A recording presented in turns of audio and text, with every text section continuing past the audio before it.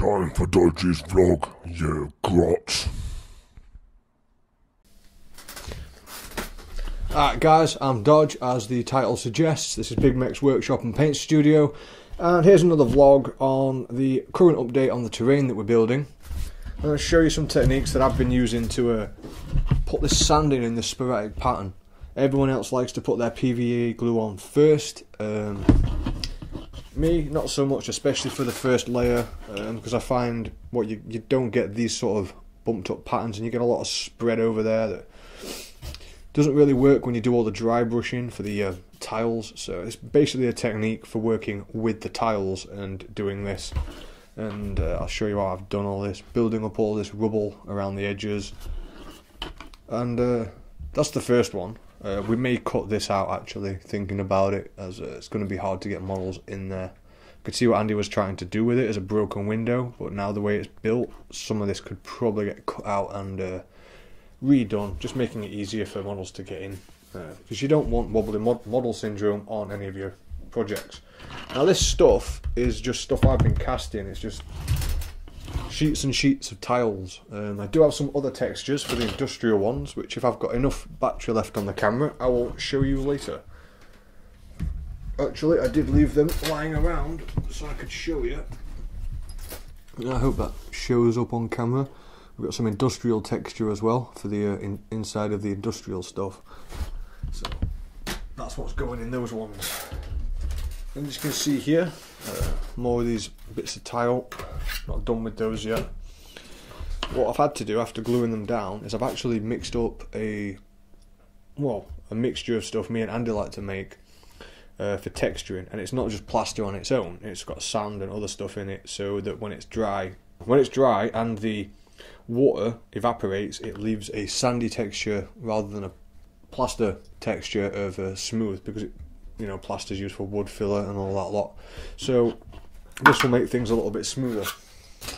I'm going to show you the techniques I used to do this one on this. I hope the camera angle is much better this time and the lighting's better. But another reason I use this is it's been bonded down, and this has been pinned down onto this board. But I also like to fill around the edges there, so once it's all set, this isn't going to go anywhere. It's going to be nice and solid.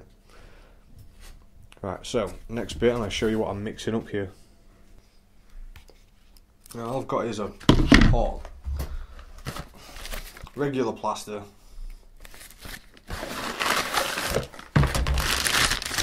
no, I don't know why there is a rhino on my plaster, I have no clue.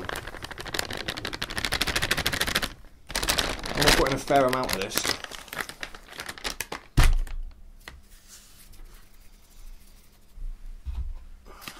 Then we're going to add some water.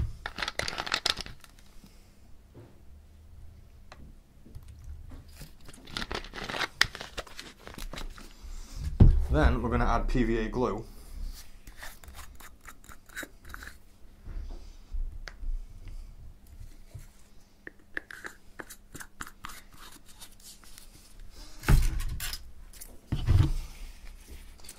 Going to start mixing that. You can let this be quite runny, gives you more work time.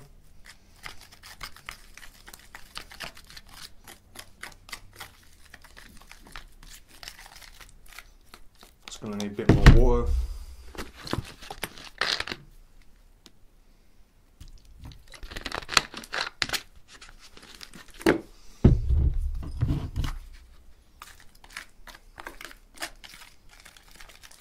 The reason we're adding more water is because when we add sand into this, it's going to end up a lot thicker. So we want it like melted ice cream is what we're going for.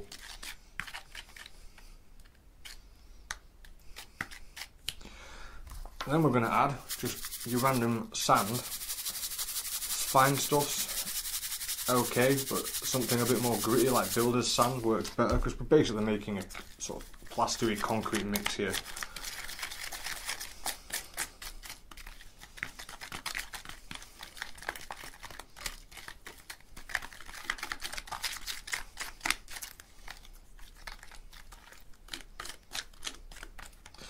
Bit more sand.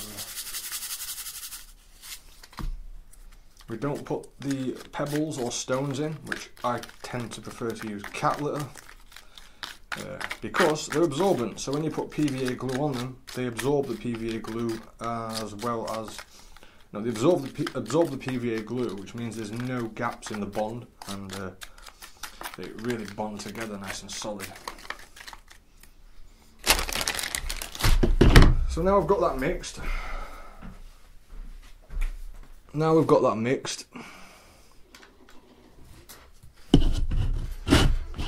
can probably see there's some gaps here.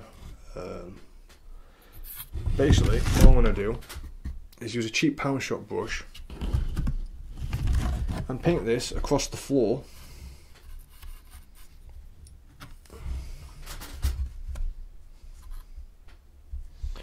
And push that up into the corners of the wall. Remember, this is going to shrink as it dries. It's also how I filled all the other gaps.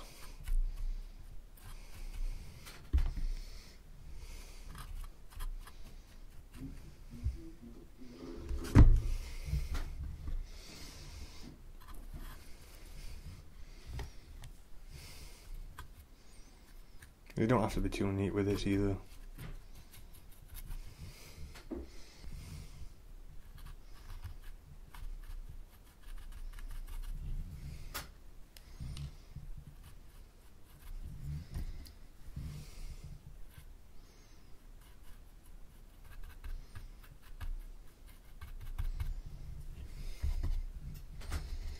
And already the underneath of it's starting to dry.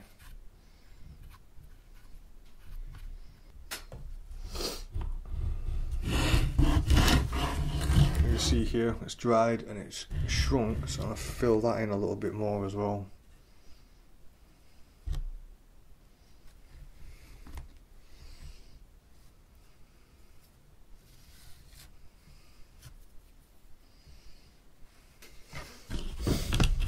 Once we've got that in there, it's time to start using your cat litter and other parts. It's important to note that you don't use bits of cat litter that are thicker than the foam core that you've got, otherwise they look out of place. And because this is just really soft plaster, you can poke these in here. I'm hoping this shows up on camera.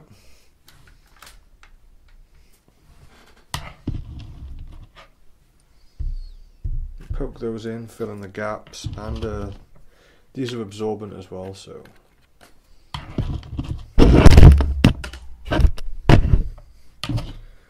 yes, I'm not used to shooting videos in this manner, so I'm knocking the camera over and everything else.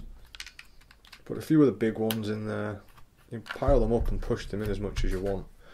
So remember, once this is dried, it's going to have its own texture.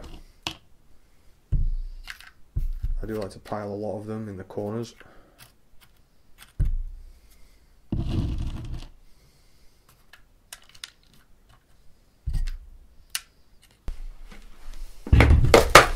This is cat litter me and Andy went through with a sieve just to get much finer, smaller parts. The reason we use cat litter as well is you can buy a huge bag of it for a few quid and you've got your set for ages when it comes to terrain building materials.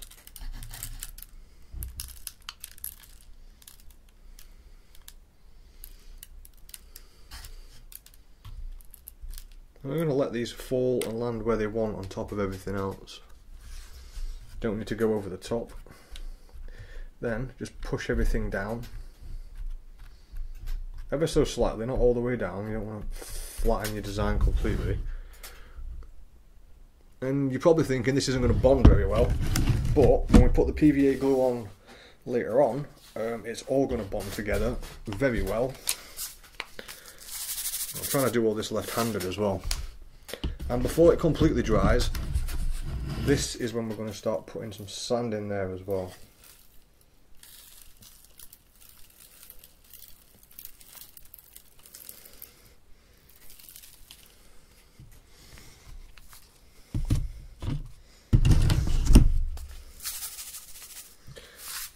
You don't have to worry about getting sand on the tiles because we can bond those to the tiles as well.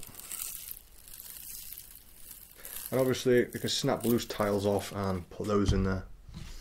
Right, I'm going to let that set for a little bit and start working on the other one. Then I'm going to come back and show you how I do the PVA glue most of the time as well, just to stop all this coming apart. Right, so after letting that dry for about an hour, because the plaster does not take very long to dry at all, let's get myself a cup, some PVA glue,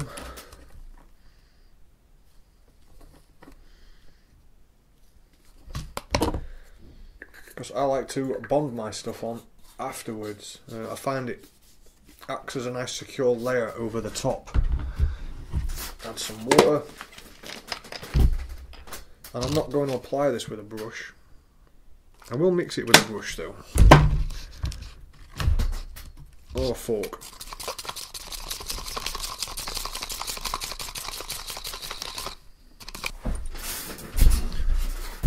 What I find is if you try and muck about with glue and sand while using a brush, you end up moving the sand around a lot, you end up with it stuck to a brush, and it also, when you put the drops on, it causes it to clump up.